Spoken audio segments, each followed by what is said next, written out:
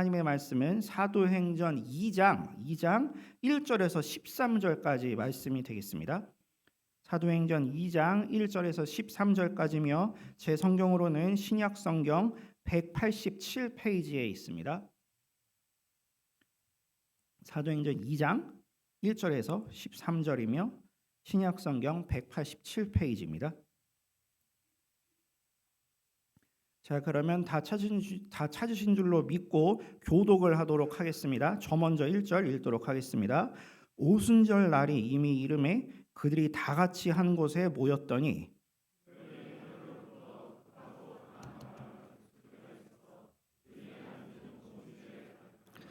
마치 불의 혀처럼 갈라지는 것들이 그들에게 보여 각 사람 위에 하나씩 임하여 있더니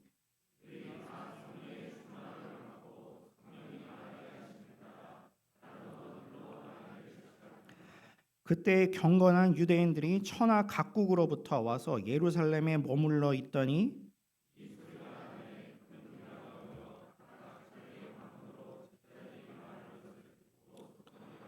다 놀라 신기하게 여겨 이르되 보라 이 말하는 사람들이 다 갈릴리 사람이 아니냐.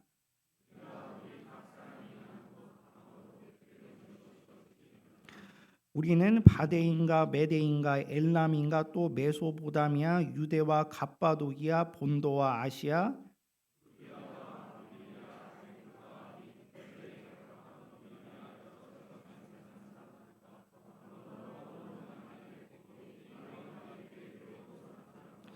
그레네인과 아라비아인들이라 우리가 다 우리의 각 언어로 하나님의 큰 일을 말함을 듣는도다 하고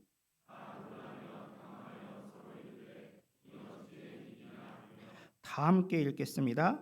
또 어떤 이들은 조롱하여 이르되 그들이 새 술에 취하였다 하더라. 아멘. 이 시간에는 담임 목사님께서 나오셔서 성령이 임하는 모임이라는 제목으로 말씀 전하실 때 큰 은혜 받으시길 바랍니다.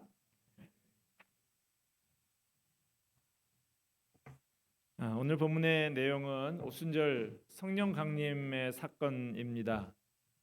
오순절에 임하신 성령의 권능은 역사의 흐름을 전격적으로 바꿔놓았습니다. 교회 시대, 성령 시대의 문을 열었습니다. 갈릴리 바다에서 고기를 잡으면서 비린내나 풍기던 어부들이 역사의 주역으로 바뀌게 됩니다. 하찮은 기집종 앞에서 주님을 부인하던 베드로는 더 이상 겁에 질린 초라한 인간이 아니었어요. 다락방에 모여서 방문을 걸어 잠그고 두려워 떨던 갈릴리의 촌부들이 방문을 걷어차고 로마의 대로로 달려 나왔습니다. 예수님의 부활과 예수님의 죽으심, 그것을 목이 터져라 외치면서 자신들의 목숨을 초계와 같이 버릴 수 있었습니다. 그 후에 300년이 채 되기 전에 세계를 지배했던 로마 제국이 그 앞에 무릎을 꿇고 말았습니다.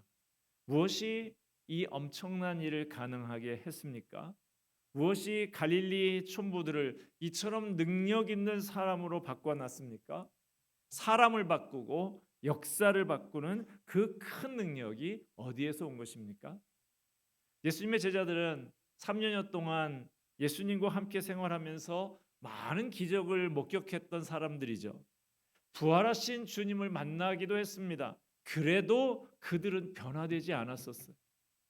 그들은 신앙 훈련을 누구보다도 잘 받았던 사람들이었습니다. 예수님에게 신앙 훈련을 받았어요. 그런데도 그들은 십자가 앞에서 예수님을 부인하고 숨어버렸습니다. 예수님에게 직접 제자 훈련을 받았던 사람들인데도 그랬어요. 김 목사에게 제자 훈련 받았다면 제가 말도 안 합니다. 예수님에게 받은 사람들이. 하물며 우리는 어떻겠습니까? 훈련을 받았다고 해서 모든 것이 저절로 완성되는 것은 아닙니다. 훈련을 받으면 저절로 그럴듯하게 갖추어지는 것이 아니라 오히려 자신이 얼마나 부족한 사람인가 하는 것을 절실히 깨닫게 됩니다. 자신은 제자의 사명을 감당할 만한 사람이 못 된다는 것을 알게 됩니다. 우리를 향한 주님의 꿈은 전 세계를 변화시키는 엄청난 것인데 우리는 그 일을 감당하기에는 너무나 초라하고 작은 존재다라는 것을 깨닫게 됩니다. 훈련 꼭 필요한 것이죠. 그러나 훈련만 가지고는 주님의 일을 감당할 수가 없는 것입니다. 교회는 성령 강림 이후에 폭발적으로 탄생했습니다. 성령님의 인도함을 받을 때 참다운 교회 공동체가 형성이 됩니다. 성령님이 없이는 참다운 공동체가 될 수가 없어요. 오늘날 교회의 문제는 하나님을 믿지 않는 문제가 아닙니다. 하나님을 제한하는 것이 문제인 것이. 성령님을 부인하는 것이 문제가 아니라 성령님을 제한하는 것이 문제입니다. 자기의 얄팍한 이성과 경험 안에서만 성령님을 인정하고 하나님의 능력을 제한합니다. 구약 시대에 할머니가 임신을 하게 됐습니다. 어찌 이런 일이 가능한 것입니까? 신약에는 처녀가 잉태하게 되었습니다. 어찌 이런 일이 가능한 것입니까? 하나님의 사자가 대답을 하죠. 하나님은 능치 못하심이 없느니라. 오늘 본문 말씀을 통해서 참다운 교회 공동체가 탄생하던 순간 좀 더 자세히 살펴봅시다. 오늘 본문 1절에 보면 성령님의 역사가 일어난 날은 오순절이라 그랬습니다. 하나님께서는 구약 백성들에게 세 차례의 절기를 매년 지키도록 하셨습니다. 첫째는 유월절이에요. 이날은 애굽의 노예로부터 해방된 것을 기념하는 해방 기념일이죠. 7일 동안 고난의 떡 무교병을 먹으면서 과거에 쓰디쓴 고난을 잊지 않고 하나님의 구원을 감사합니다. 이날은 신약의 성도들에게는 부활절이 되었습니다. 지금이 구약으로 하면 지금 우리 있는 이 시기가 유월절 시기가 되는 것이죠. 둘째로 유월절 그다음 오순절입니다. 오순 50일이라는 말이죠. 유월절로부터 50일째 되는 날 77이 49, 7주 후에 지킨다고 해서 77절이라고도 하고요. 첫 열매를 드리는 때라고 해서 초실절이라고도 합니다. 6월절 밤에 이집트를 떠나서 광야로 간 이스라엘 백성은 50일 후에 시내산에 도달하고 거기에서 율법을 받았습니다. 오순절은 율법 수요의 기념일이기도 합니다. 자, 세 번째 절기는 수장절인데요. 1년 동안 거둔 추수 곡식을 창고에 저장하고 하나님께 추수를 감사하는 추수감사주일 같은 날이 수장절이죠. 초막절이라고도 불렀는데요. 이때 들판에다가 초막을 짓고 일주일 동안 거기에서 살면서 광야에서 먹여주시고 인도해 주셨던 하나님께 감사하는 절기예요. 수장절은 주님께서 재림하실 때 믿는 자들은 모두 모아서 천국 창고에 거두어 드릴 것을 예표하는 절기이기도 합니다. 자, 유월절, 오순절, 수장절 이 세 절기에 모든 유대인은 반드시 절기 행사에 참여해야 했습니다. 그 중에서도 역사가에 의하면 오순절에 가장 많은 사람들이 모였다고 합니다. 그 배경이 있는데요. 자, 디아스포라라고 하는 전 세계에 유대인들이 흩어져 살았어요. 그 당시에 무슨 비행기가 있습니까? 쾌속선이 있습니까? 그 사람들이 예루살렘에 와서 절기 행사를 하려고 하면 한 달씩도 걸리고 이런 것이죠. 자, 그러면 6월절에 오려고 6월절 전에 한 달 전에 출발을 해요. 그러면 6월절이 끝나고 또 한 달을 걸려서 갑니다. 오순절은 6월절부터 50일밖에 안 되는데 다 도착하기도 전에 다시 출발을 해야 되는 상황이 되는 것이죠. 그리고 끝나고 나면 또 갑니다. 수장절 때 또 한 달, 또 한 달 이렇게 하면 뭐 1년의 반을 왔다 갔다 하다가 보낼 수밖에 없는 도저히 생업을 유지하면서 살아갈 수가 없는 것이 되기 때문에 자, 1년에 3번 절기를 지켜야 하지만 과반수가 되는 3분의 2, 2개 절기를 지키는 것으로 용서한다. 뭐 이런 분위기가 형성이 된 것이죠. 자, 그러면 가장 가까이 붙어 있는 유월절과 오순절 50일 간격에 있는 이 6월절 때 맞춰서 예루살렘에 왔다가 거기에서 머물다가 오순절까지 마치고 돌아가면 그래도 비교적 짧은 기간에 두 절기를 지킬 수가 있었던 것이죠. 그래서 이 6월절과 오순절 사이에 많은 디아스포라 유대인들이 이 예루살렘을 향해서 성지 순례처럼 그렇게 왔다라고 하는 것이죠. 1절 봅시다. 오순절 날이 이미 이름에 그들이 다 같이 한 곳에 모였더니, 그들은 다 같이 한 곳에 모여 있었어요. 다 같이 한 곳에 모인 그 자리에서 성령님의 역사가 시작이 되었습니다. 성령의 역사는 그리스도인들이 모이는 곳에 나타납니다. 믿음의 사람들이 모이는 곳에 역사가 일어납니다.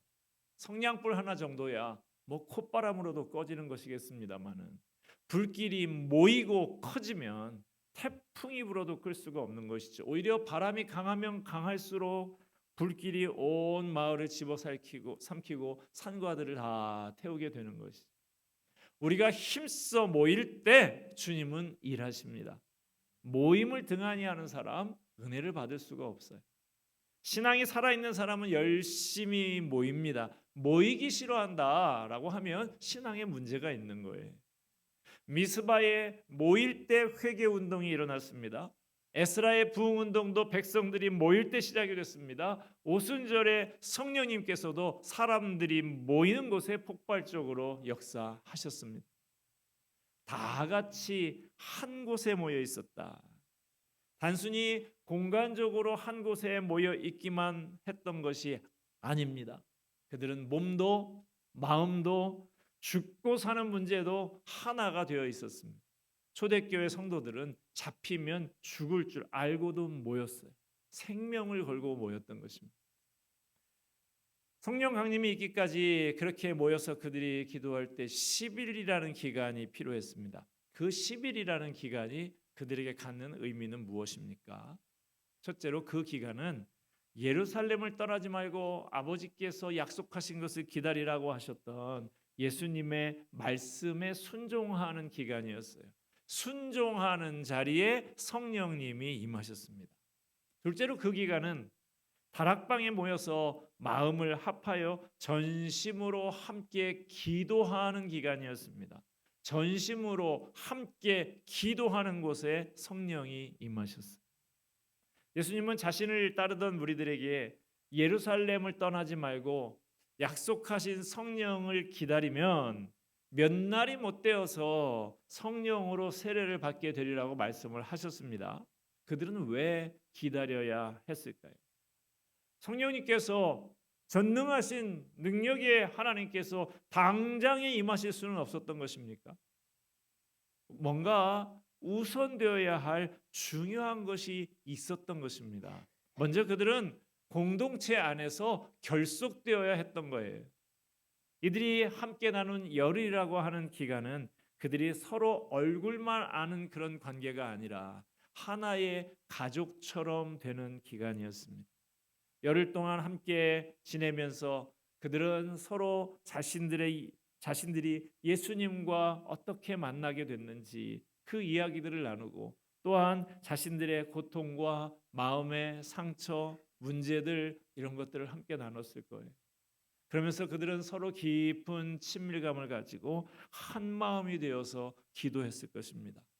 그렇게 기도하면서 기다리고 있다가 오순절날이 이름에 정확한 때에 성령님이 임재하셨습니다. 성도들의 모임은 동창회나 친목회하고는 다릅니다. 성도들의 모임에는 능력이 있습니다. 거기에 주님이 함께 계시기 때문이에요. 성령님이 역사하시기 때문입니다.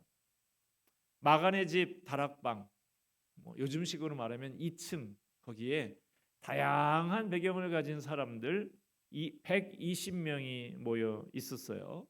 그들은 다 습관이 다르고 문화가 다른 사람들이었습니다. 많이 배운 사람도 있고 못 배운 사람도 있었어요. 유대 나라 출신도 있었고 이방 나라 출신도 있었어요. 온유한 사람도 있었고 다혈질적인 사람도 있었습니다. 믿음이 큰 사람도 있고 작은 사람도 있었어요. 그런데 그곳에 모인 다양한 사람들이 모두 다 성령을 받았습니다. 왜요? 그들은 이미 은혜의 공동체가 되어 있었기 때문입니다. 생나무에다가 불을 붙이면 연기가 나고 불이 잘 붙지를 않죠. 그러나 활활 타오르는 장작불 속에는 생나무를 집어넣어도 잘 탑니다. 마찬가지로 은혜가 넘치는 은혜의 도가니 속에서는 믿음이 연약한 사람이 함께 있어도 쉽게 은혜를 받을 수 있는 것이죠. 우리의 사랑방 모임의 경우도 마찬가지예요. 순원들이 서로 은혜가 넘치는 공동체를 이루게 되면 모일 때마다 은혜를 받고 거기에 함께 속해 있는 연약한 어린 신앙인도 쉽게 함께 성숙하게 되어 가는 것을 볼 수 있습니다. 자, 오순절에 성령님이 임하십니다. 그러자 어떤 일들이 일어났습니까? 첫째로 성령님의 역사는 사람들의 귀를 열어서 새로운 소리를 듣게 하셨습니다. 2절 말씀 봅시다. 호련히 하늘로부터 급하고 강한 바람 같은 소리가 있어 그들이 앉은 온 집에 가득하며. 자, 무슨 소리를 들었죠? 하늘로부터 급하고 강한 바람 같은 소리를 들었습니다. 이 바람이라고 하는 것, 고대인들에게 있어서 신비한 능력을 의미했습니다. 바람은 바다의 물결을 일으키죠. 거대한 배를 단숨에 삼켜버릴 수도 있어요. 큰 나무를 꺾어버리고 집과 마을을 날려버릴 수도 있는 것이 바람입니다. 바람과 성령, 이것은 공통점이 많습니다. 바람이 불지만 이것이 어디로부터 와서 어디로 가는지 알 수가 없죠. 성령님도 그러합니다. 바람은 만질 수도 볼 수도 없지만 느낄 수 있습니다. 성령님도 그러하십니다. 바람은 숨결, 생기라는 뜻을 갖고 있습니다. 에스겔서 37장에 보면 마른 뼈로 가득한 골짜기가 나오는데 하나님의 명령을 받은 에스겔이 마른 뼈들을 향해서 말을 합니다. 생기야, 사방에서부터 와서 이 죽음을 당한 자에게 불어서 살아나게 하라. 생기야, 이 생기라는 말이 오늘 본문에 나오는 바람과 같은 말이에요. 오늘 본문에서는 급하고 강한 바람 같은 소리가 온 집에 가득했다라고 합니다. 그 성령의 바람이 먼저 지중해 연안을 휩쓸었고 마침내 유럽과 전 세계를 휩쓸었습니다. 그 다음에 우리의 한국 땅에도 단 100년 만에 도시와 농촌과 산과 바닷가에 십자가의 물결을 이루게 만들었습니다. 오순절에 성령님이 임하시자 또 어떤 일이 일어났습니까? 둘째로 성령님의 역사는 사람들의 눈을 열어서 새로운 것을 보게 해 주었습니다. 3절 상반절 보면 마치 불의 혀처럼 갈라지는 것들이 그들에게 보여. 봤습니다. 뭘 봤습니까? 불을 봤어요. 불, 이것은 성경에서 하나님의 임재를 상징하는 구절이 여러 번 나오죠. 모세가 불 붙는 떨기나무 곁에서 하나님의 부름을 받습니다. 광야의 이스라엘 백성들은 추운 밤에 불기둥에 인도함을 받았습니다. 갈멜산의 엘리야의 제단에서는 하나님의 불이 떨어졌죠. 성전에서 이사야에게 나타난 숯불이 그 입술을 태웁니다. 아마 사도 바울은 인류 역사상 여행을 가장 많이 한 사람 중에 하나일 거예요. 그는 여행 중에 많은 글을 남겼습니다. 그런데 그 많은 글 가운데서 단 한 건도 로마의 건축 양식이 어떻다는 등, 고린도의 유행이 어떻다는 등, 에베소의 풍습이 어떻다는 등 그렇게 기록한 적이 없어요. 그런 것들은 도무지 그 사도 바울의 눈에 들어오지 않는 것들이었습니다. 그의 눈에는 죽어가는 영혼들이 보였고 감당해야 할 사명이 보였습니다. 섬겨야 할 교회가 보였고 부지런히 일하시는 성령님의 역사가 보였던 것이죠. 오늘 말씀을 보니까 성령님이 임하시니까 영적인 귀가 열리고 영적인 눈이 열리죠.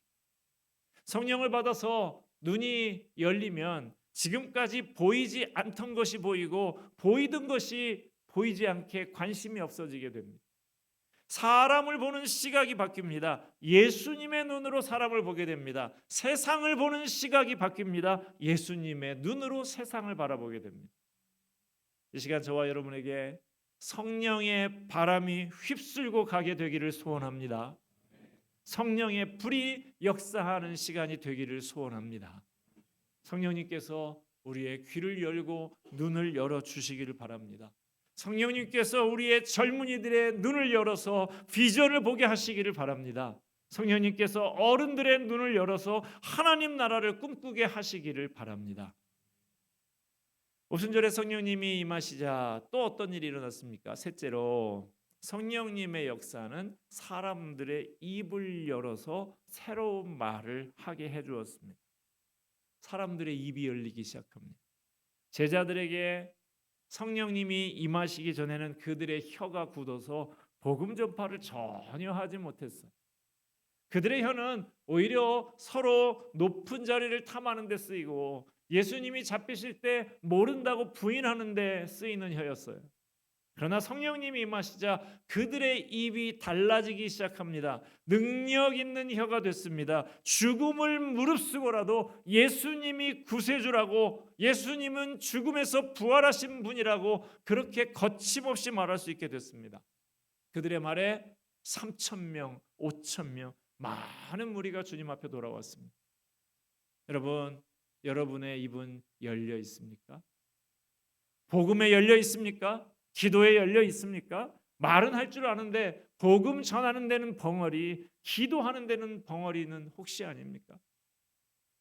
오히려 하지 말아야 할 말, 필요 없는 말, 쓸데없는 말 쏟아내고 있는 것은 아닙니까?